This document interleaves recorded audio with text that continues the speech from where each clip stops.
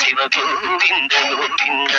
రాచరి కాలన్ని చెల్లిపోతాయ్యా, రాతి బసవన్నేమో రంకెలేస్తాడయ్యా.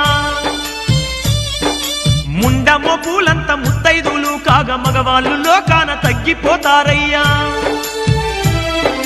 మూడు కాళ్ళావుకు మనిషే పుట్టి పండితులతోనే చర్చ చేస్తాడయ్యా.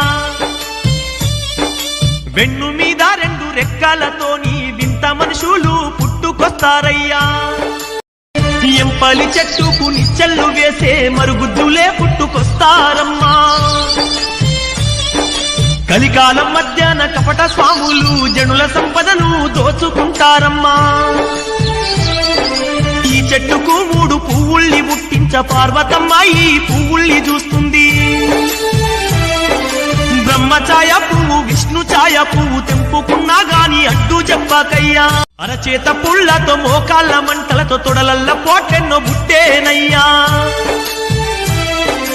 అగ్గి వర్షముతోని విషపు గాలులతోని దుష్టులెంతో మంది రాలిపోతారయ్యా.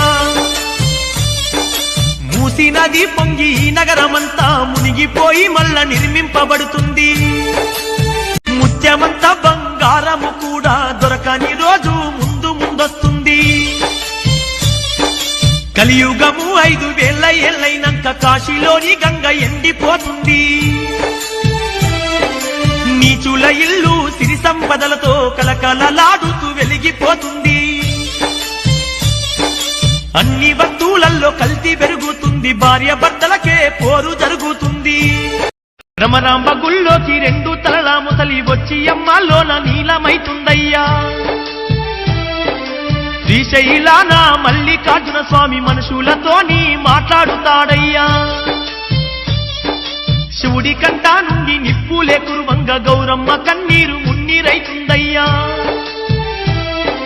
కృష్ణా నది పొంగి కనక దుర్గమ్మ ముక్కు పోగును తాకుతుందయ్యా.